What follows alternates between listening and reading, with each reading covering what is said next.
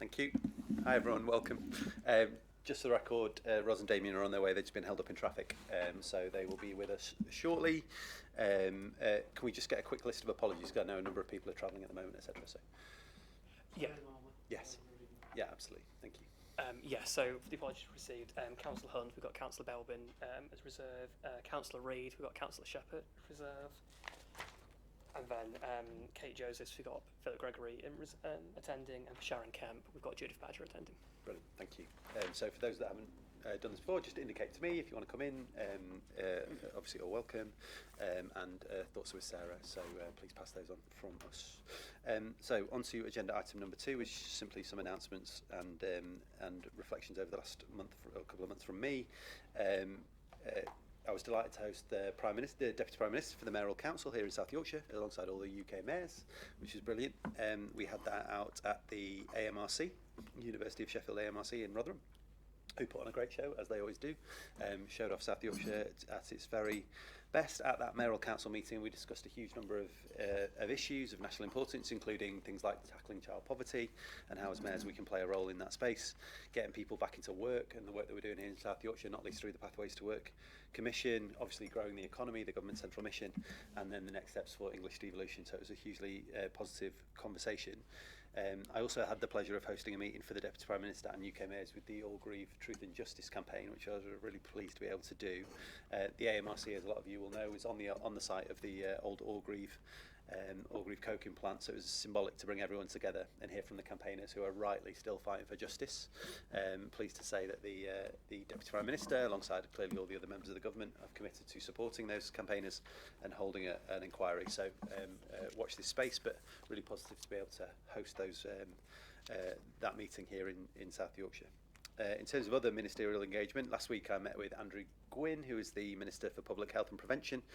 Andrew was really positive about all the work that we're doing in South Yorkshire, which was brilliant to see, and across our health service and system, what we're doing in South Yorkshire and how that can be at the forefront of government's plans on their health mission, and particularly delivering the Darcy reforms. And Andrew wants to put together an MCA scale model to deliver reform, and we offered to work with him and the department to develop a pilot to test out at scale some of those reforms around prevention, neighbourhoods, data and digitally enabled health, and he's agreed to ask officials to work jointly to develop those plans. So that was really, really positive. He's going to come and see the innovative work that we're doing across South Yorkshire.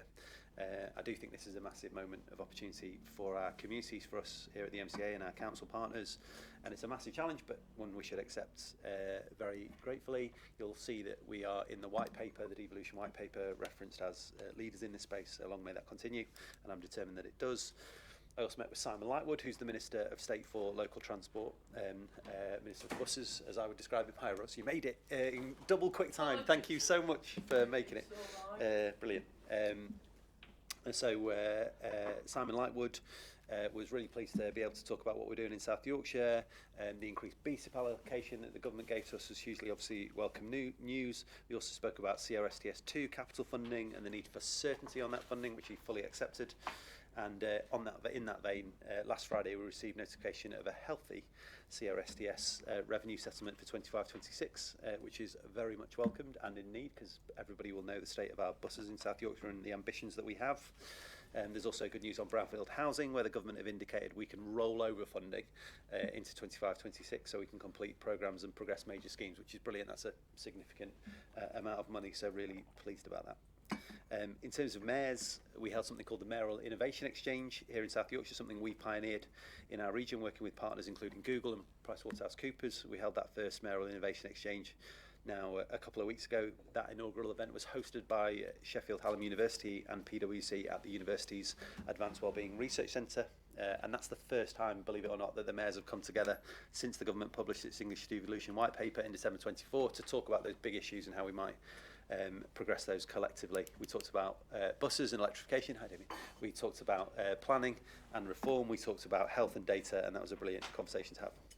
And then on bus franchising, as you'll know, our bus franchising consultation was taking place for 12 weeks. That finished on the 15th of January, and I'm really pleased and proud and grateful to partners around the room for being able to say we got to 7,600 responses, making it the biggest per capita franchising consultation exercise ever undertaken anywhere in the country, which was really positive, as you will understand. Greater Manchester, I'm sad to say, got 8,000 responses, but per capita we absolutely smashed them, so that is good news. During that statutory consultation process, we organised 29 public information drop-in events in every single part of our region, which is one of the reasons why I think so many people took part. I'm really proud of our team for leading on that. And that campaign was developed as a means to recognise and reach as many people as possible. And I think the sheer number of responses shows just the depth and strength of feeling around bus transformation. So the next steps involve fully analysing all of those responses, of course, and given that there are 7,600 of them, that's going to take a bit of time. But I'm keen to get forward to a decision so we can make that decision to move forward on bus franchising. And then last but not least, police consultations. So whilst that bus franchising consultation may have closed, I'm proud to say we have 2 other consultations that are still open for those who are slightly bored of an evening. Something for us to do. One is asking the public to have their say on my police and crime plan priorities, which includes things like improving trust and confidence in the police and criminal justice system, preventing and reducing crime, antisocial behaviour, improving knife crime, etc., etc., etc. The consultation closes on the 31st of January, and the second consultation is asking the public their views on my police precept numbers. So key for people to have their say on that as well. Last but not least, I just want to say that we've announced the start of a £50,000 grant fund for trees. I know trees, Ros, very close to your heart, and you're doing a huge amount of work, great work to plant a number of trees in Doncaster. My ambition is to plant 1.4 million trees across the whole of South Yorkshire. That's 1 tree for every single person who lives in the region. And we're working with the South Yorkshire Community Foundation to award grants between £250 and £2,500 to community groups across South Yorkshire. I'm sure there will be a huge uptake in Doncaster, but across the whole of the region. And that accompanies our Free Trees for Community scheme, but offers a more flexible number of trees. So really pleased about the amount of work that's been going on, clearly, not least because obviously we've had Christmas in between, but really positive. So thank you to everybody that's taken part and led on that work. On to agenda item number 3, which is urgent items. I don't believe there are any urgent items, unless anyone is going to say so. No? Okay, brilliant. Item number 4, items to be considered in the absence of public and press. There are no exempt items on the agenda. Item number 5, declarations of interest by individual members in relation to any item of business on the agenda. Does anybody have any declarations of interest other than the standing items? No? Wonderful, thank you. Number 6, reports from and questions by members. We haven't received any in advance of the meeting, unless anybody wants to change my mind. No? Great. Receipt of petitions, we don't have any. So we're just down to public questions, item number 8 then, which is we have received a question from Nigel Slack, who I believe is in attendance today. Nigel, would you like to come forward and ask a question? Thank you.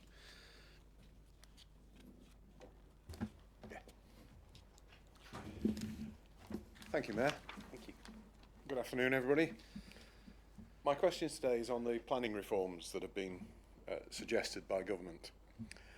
Planning reforms announced by the government are apparently aimed at streamlining decision making and potentially removing many planning decisions, particularly over housing, from locally elected councillors. Significantly increasing the number of designated decisions made by officers is one option being considered. This could seriously impact heritage assets, if not already protected by local or national listing.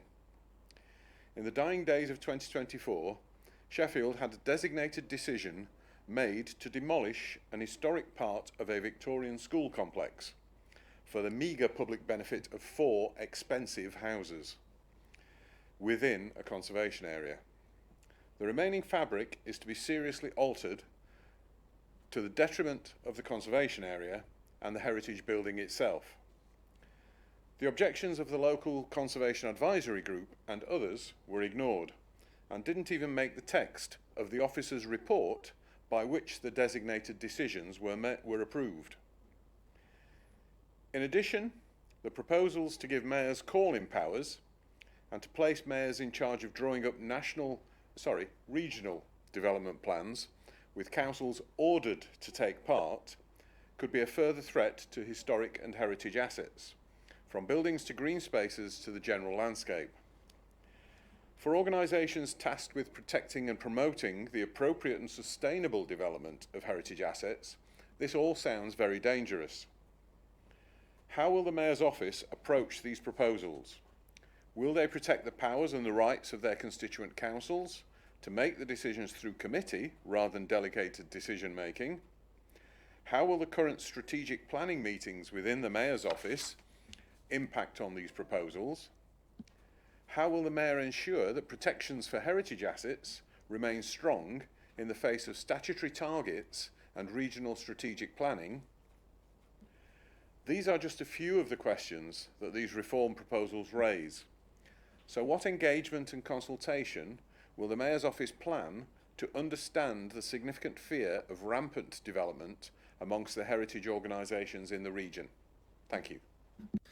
Thank you, Nigel. As ever, thank you for coming and showing an interest. And I really appreciate you being here in person. It is worth saying that your questions are legitimate and well thought through, as ever. In the English Devolution White Paper, the government set out how to give mayors, as you say, and local leaders a greater ability to make decisions and deliver better outcomes for our communities. And that, as you say, was a proposal to put in place a new regional planning document called a spatial development strategy, and to give mayors new spatial planning powers and responsibilities to help deliver on our key strategic goals and local issues, and to respond to local issues for the benefit of our communities right across South Yorkshire. But the point you raise is a valid one. I think the challenge is that you've slightly preempted the conversations that we've got to now clearly have, both with the government and amongst ourselves, about how we will make that work here in South Yorkshire, what the government wants to see from that, because they are clearly working through that process as well in terms of legislation. So the sort of slightly disappointing answer I'm afraid I'm going to give you is you're going to have to wait and see, and I'm more than happy to talk to you and other partners across the region as that process develops, as I'm sure partners across South Yorkshire are as well, because as I say, heritage is incredibly important to me personally, and I know to partners around the table. We're committed to protecting heritage, but also to building homes and sustainable growth. So those things are all important to all of us, and we're going to have to find a way through, working with the government and working amongst ourselves to create a process and a system that offers maximum transparency and accountability, but still gets those things in place. And none of that's going to be easy, but as ever, I'm committed to making sure that we do that in the most appropriate and transparent way that we can, because it's important that we do this with our communities, of course, as you would understand. So thank you very much for your question. On to item number 9, minutes of the meeting held on the 10th of December 2024. Are members content that the minutes are an accurate record of that meeting? Any objections, changes? Nope. Brilliant, thank you. In which case, on to agenda item number 10, which is the English Devolution White Paper, Andy's pet project / passion, and is just about kind of where we currently are. So Andy, I'll hand over to you. Thank you. Thank you, Chair. Yes, it's an early Christmas present for people interested in policy and devolution. The government published their English Devolution White Paper just before Christmas. It is just worth saying that it is not legislation yet. The government has established a bill team, so there's an enormous amount of work to turn the intent into legislation. But it is also worth saying that there is lots in the White Paper that doesn't require legislation, and indeed parts of it was wrapping up things that the government are already doing and have established. What the White Paper definitely does signal, though, is a sort of deepening and extension of the powers and responsibilities that mayoral combined authorities and constituent members will have. It also sets out new ways of MCAs working with national government politically through things like mayoral council, which Oliver's already referenced, and the Council of Nations and Regions, and all of the structures that sort of fall out of that. So the deepening of how MCAs are embedded in the working of Whitehall, which is welcome. It's worth flagging up front that Cllr was and is recognised as a strategic authority at the outset. So the government have got to work out how they deal with different MCAs who are at different levels of maturity. Some are being established, some are only just established, and some are still pieces of paper being sort of worked through.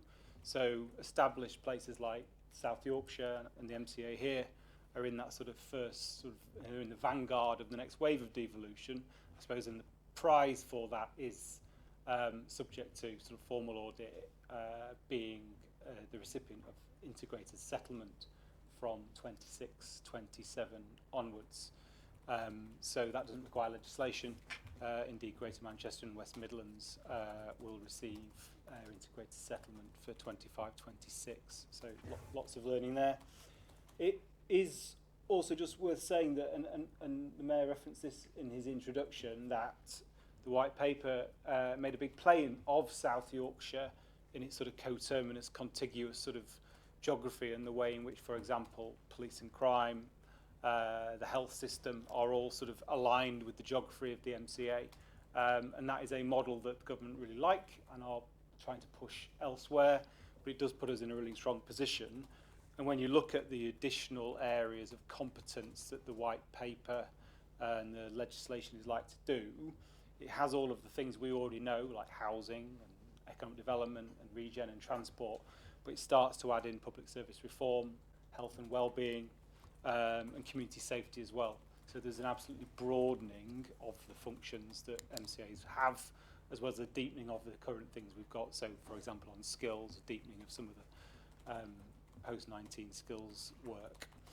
So that's the headlines of it. One other thing which is worth noting is devolution by default is one of the principles locked into the White Paper, and the government will legislate for this, which effectively will say that take those areas of competence that a Mayoral Combined Authority will have, strategic planning, housing growth, economic development, any new things that sort of fit within those competencies, MCAs will have the right to sort of ask for those to be devolved by default, rather than us having to go around the houses continually asking for additional devolution. So there's lots of really interesting things in that White Paper. Officials have got a lot of work to do to turn them into sort of legislation and fill in lots of the gaps in terms of how they're going to do some of this. But it's a really positive direction of travel for the MCA and is in line with our broadest ambitions. And the board have just asked really to note the contents of the White Paper and sort of the implications thereof. Thank you, Andy. I mean, it's worth saying, I think it does have huge implications for South Yorkshire, for the MCA, for our work across the region in terms of how we're going to do that, what we're going to be able to do, and I think that's really positive, but it is going to take a huge amount of work for us to get to a place where we can build on those capabilities and capacities, where this place is got the capacity to be able to actually deliver on the ambitions of the government and the ambitions that we share. Planning is a good example in terms of the capacity we need in order to do some of those things effectively, and we've made that point to the government, but I've also said to the government that I was really pleased by the ambition that was shown in the White Paper, because quite honestly I wasn't sure at one point that it was going to be quite as ambitious as it turned out to be, and that was really positive to see. I think we've all been kind of pleased by the progress of devolution in South Yorkshire, the way we're all working together, but that hasn't always been matched, certainly in my time as mayor, by the ambitions of the government, and now we're seeing that it is. So that's really positive. South Yorkshire was identified, as I say, in there as having a series of strengths and opportunities, and that was really good, and we will now work with the government with alacrity to be able to kind of deliver on their ambitions in the way that we want to see. So a really positive start for us in terms of working with this government and them showing their ambition at scale. So any other comments about the devolution White Paper anybody wants to make? Yeah, Fran, please. Thanks. Just to back up those comments really, and to really welcome the White Paper. I think we can see it as a floor and not a ceiling. It's a starting point, isn't it, from which we can really, some of our ambitions around, and some of the really innovative work that we are doing already around public service reform, around pathways to work and so on. There's some real massive opportunities there.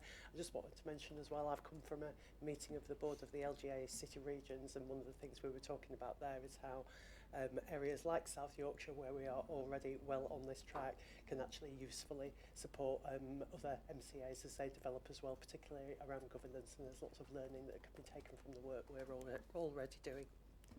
It's almost like we're an exemplar to others. That's how some people might describe it. I think Pathways to Work is a good example, actually, because that was clearly referenced in the work that they've said South Yorkshire is doing so well, and so, you know, credit to Barnsley for leading on that work.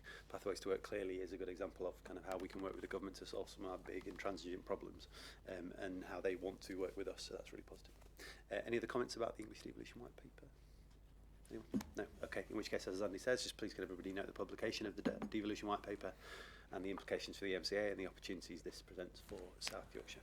On to agenda item number 11, which is the biannual Education, Skills and Employability update from Fliss. Thank you, Fliss.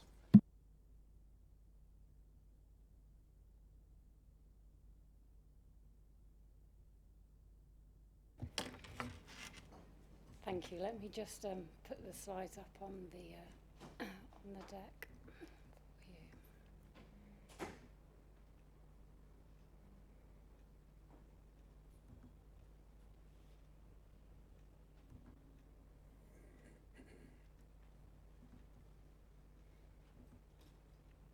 Apologies. I think we're there now. It's worth waiting for, I'm sure. No pressure at all. Thank you, Chair, and thank you, board members. So perhaps this is a slightly different paper than what we normally receive in the board, but we thought it would be a good idea, as we're almost 1 year into the publication of the skills strategy, to update on the delivery across skills and employment in South Yorkshire. And it's one of really good news, and I think sometimes we don't celebrate the good news as often as we should do. There is always more to be done, and we continue to do that, but I just wanted to highlight some of the programmes that we are currently responsible for. We work in partnership, and we've worked a lot in making sure that we're working in collaboration with all constituent authorities and all providers and wider government departments too. So some of the highlights, I think, for the first time since devolved funding of the adult skills budget, we have reached full allocation of our grant provision.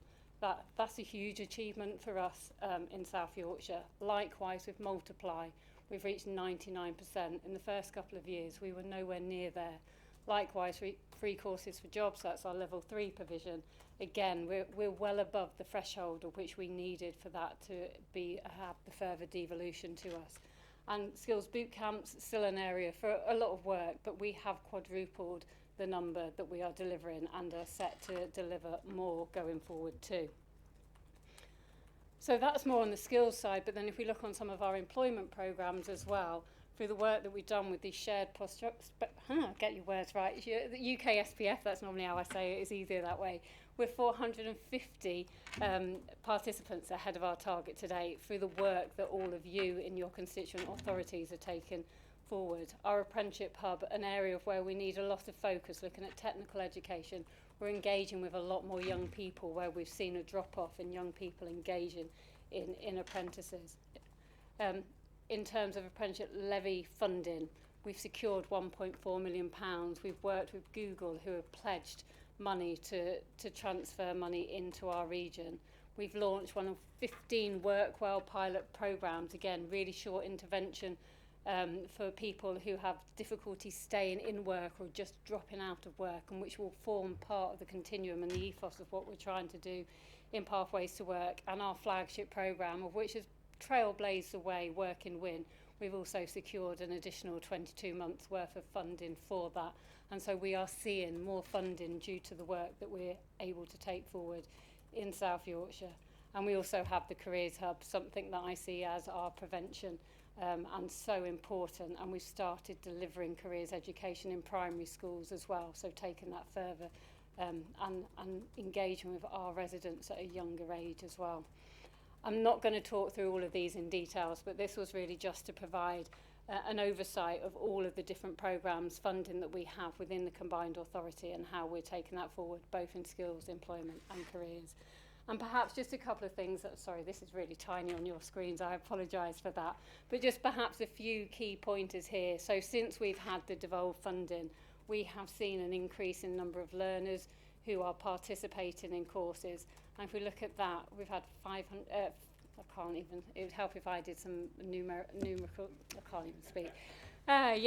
55,412 courses to be precise. We've seen a 10% increase in learner numbers, but not only are we looking at just the spend and the number of learners, we're targeting where the spend is, so those people most in need, looking at areas of deprivation, looking at where, and linking to Pathways to Work, where learners are out of work and how we get them closer to employment. So as we carry on this journey, we are targeting and refocusing and pivoting our funding to make sure that we meet the needs of our residents, but also our employers and businesses too. This just goes into a bit more detail, and I won't talk about this in the level of detail on each of the slides, but it just shows a continuous journey, and it's not just in one programme, but it's across every programme that we're delivering in South Yorkshire. At the moment, we are seeing the positive trajectory in the right direction across all of our programmes. So I won't go into detail there, but just wanted to highlight that through the slides so everyone can see that we have consistency in that upward trajectory. And I will stop there. Thank you. Thank you.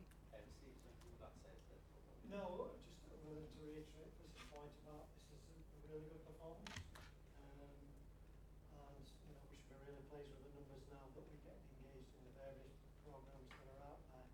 And obviously with the skills strategy coming forward, we need to make sure that in future everything's linked appropriately. So it's good news for the MC. Yes, I'd really just like to know why you're only at 90.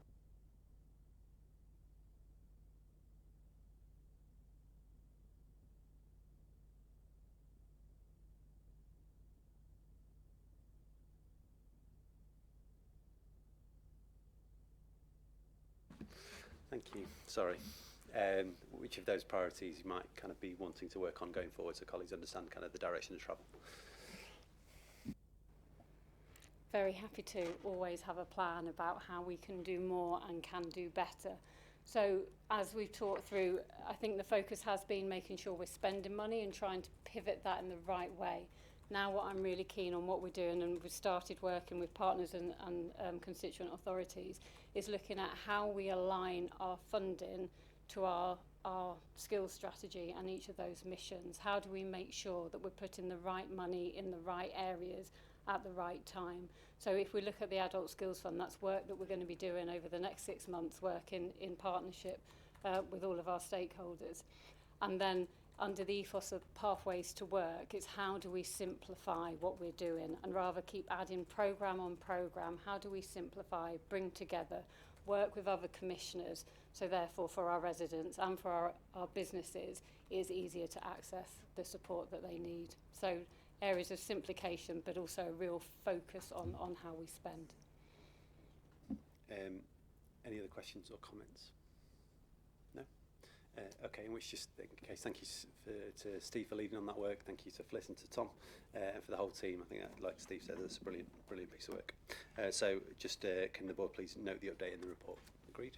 Thank you. Okay, on to agenda item number 12, which is budget and business development plan. Gareth is going to lead on the work. Thank you very much. Thank you, Mayor. This report just provides an update on budget development heading into the new financial year. Of note, the budget proposes a transport levy for the year of 57.69 million, which represents 1.1 million or 2% increase. This is the third increase in consecutive years and really represents South Yorkshire reinvesting back into transport. The report further proposes to hold local subscriptions at current levels and the proposal not to set a precept for financial year 25-26. The report finally notes the progress we've been making in resolving police budget issues, not least the positive support they've been receiving from government and the consultation around the proposal to increase the policing precept by £14. Report further provides further information around funding that we expect to receive into the new financial year. And I'll stop there and take any questions. Thank you. Brilliant, thank you. Just want to reiterate a couple of those points. I'm genuinely grateful to partners around the table for those transport levy increases. So after 15 years of austerity, we are now turning that around in terms of transport spending.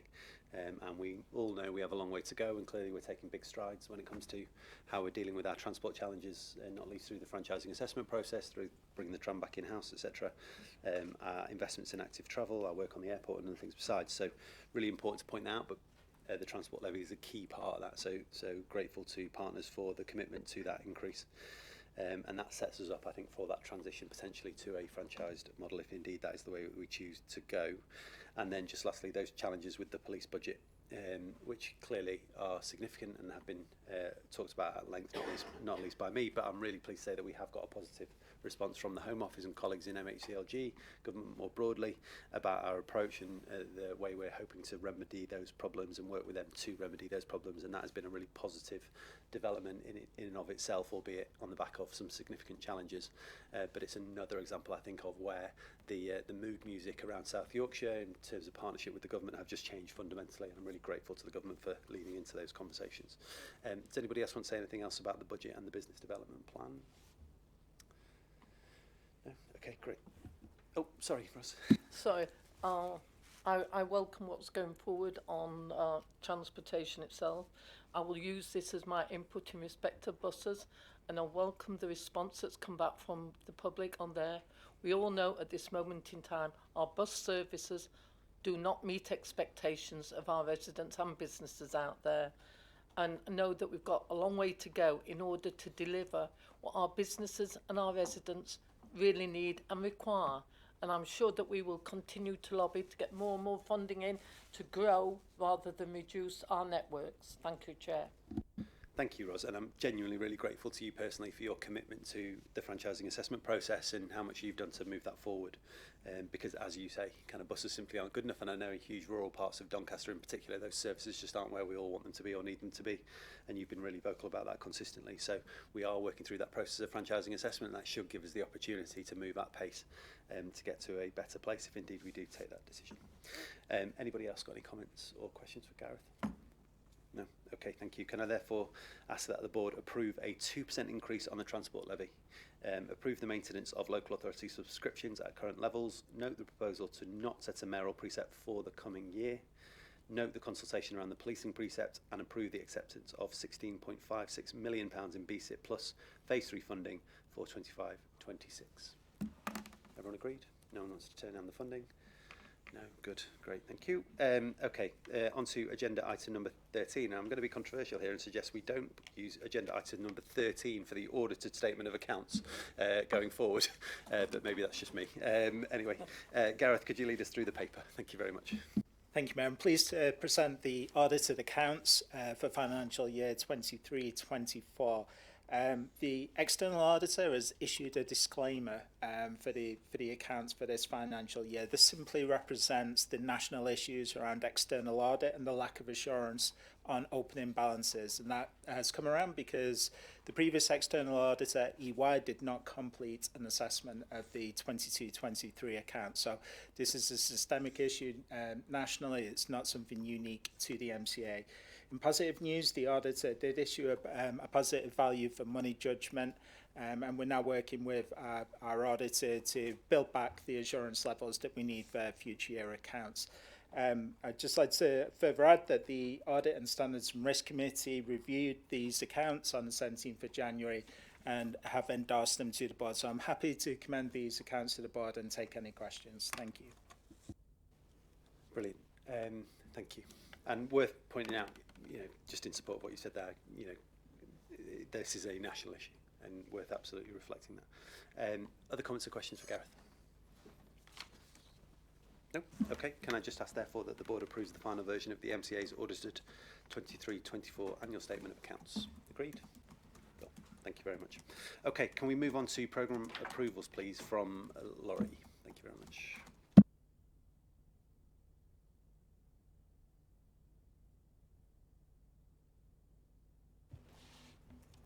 Afternoon. Thank you. This is the usual programme approvals report, seeking approval to invest in a number of schemes.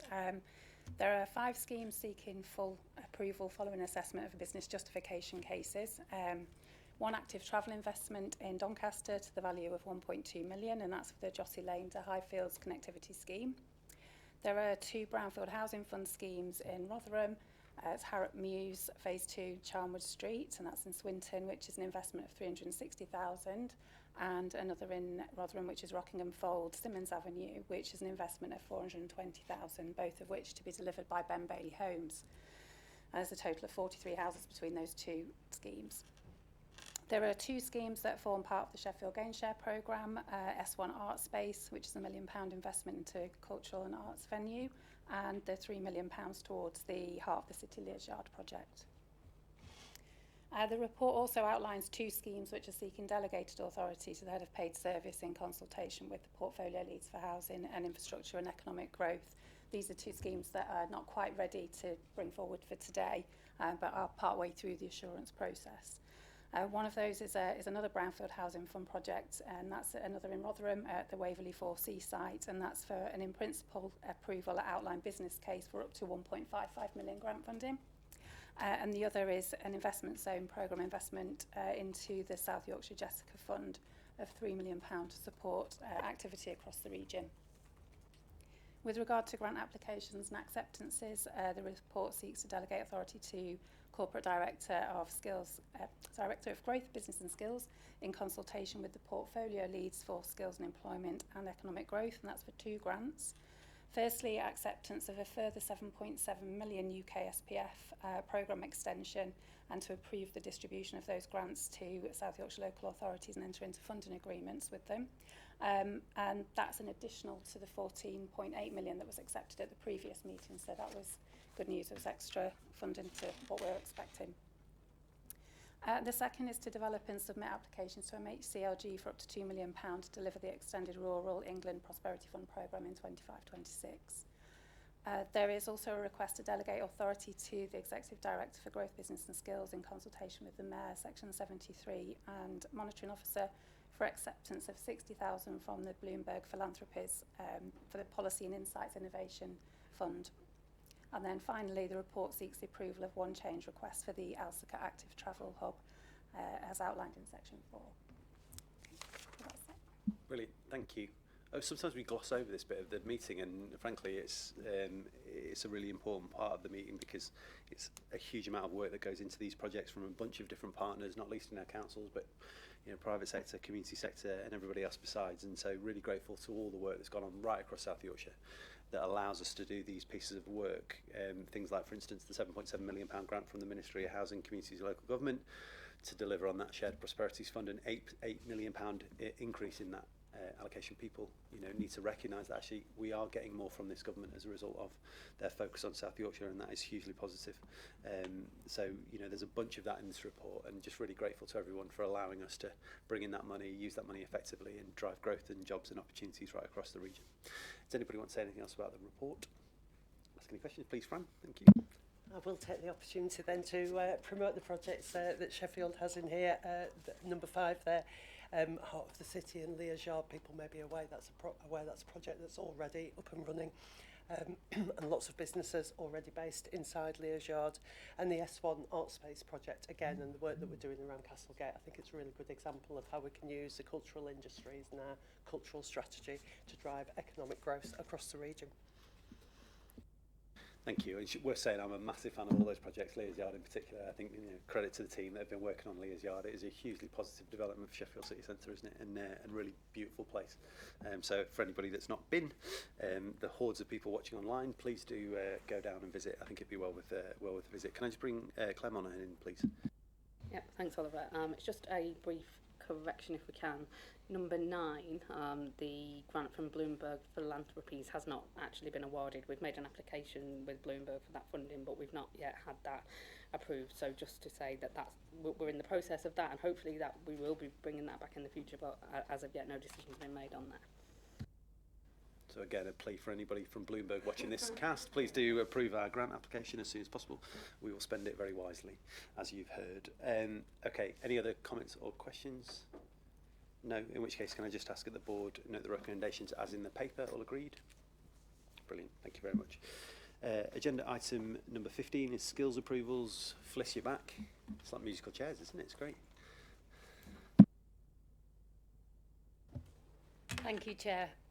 There are 2 areas that we are seeking recommendations on. One is around the out-term position for the Adult Skills Fund and Free Courses for Jobs funding for 23-24, and also to approve the clawback of funds for 2 learning organisations. We have a threshold of 97%, and if organisations do not meet that, we will claw back those funds. And the second is to approve the South Yorkshire residential funding policy going forward for the next academic year. So 2 areas for recommendations, please. Brilliant, thank you. Any comments or questions for Fliss? I feel like we're giving Fliss too easy a ride here, frankly. Anybody got any hard questions for Fliss? No, damn it. Okay, fine. Okay, can I ask that the board then note the outturn position of the ASF and FCFJ for academic year 23-24 and approve clawback of funds for individual learning organisations, approve the South Yorkshire ASF residential funding model for adoption in academic year 25-26, and number 3, delegate authority to the head of paid service in consultation with Section 73 and monitoring officer to enter into legal agreements for delivering the skills strategy implementation plan. All agreed? Brilliant. Thank you very much, Fliss. Okay, in which case, the pinnacle of the meeting, please, agenda item number 16, decisions and delegated authority report from Martin Swales. No pressure. Thank you, Mayor. This is the normal report that comes to board at every meeting to note our decisions and delegated authority actions since early December to mid-January. Thank you, Mayor. Slightly lacking in pizzazz, if you ask me, but fine. Any questions or comments for Martin? No? Okay, could I just therefore ask that the board note the decisions and delegations made? Thank you very much. Which brings us on to any other business? Anyone? Anything want to raise? No? Okay, brilliant. In which case, thank you very much. And we will see you at the next meeting at a date which is to be determined. Thank you very much, everyone. Thank you.